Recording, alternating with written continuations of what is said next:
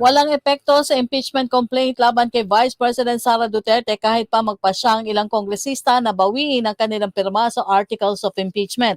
Sa panayam na programang On Point ng Billionaire News Channel, sinabi ng mga House Impeachment Prosecutor na sina San Juan City Representative Isabel Maria Zamora at Manila City Representative Joel Chua na wala silang nakakausap na kongresista na nais iatras ang kanilang lagda.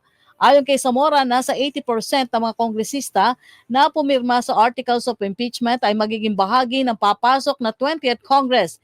Ilan sa mga miyembro ng 19th Congress ay nasa ikatlo tuling termino, natalo sa re-election o tumakbo sa ibang posisyon. Posible anya nasa pagpasok ng 20th Congress na may mga mambabatas na magsabi na napilitan umano sila na pirmahan ang impeachment complaint kaya iaatras na lamang ang kanilang pirma. Wala na anya itong epekto dahil na i-transmit na sa Senado ang Articles of Impeachment.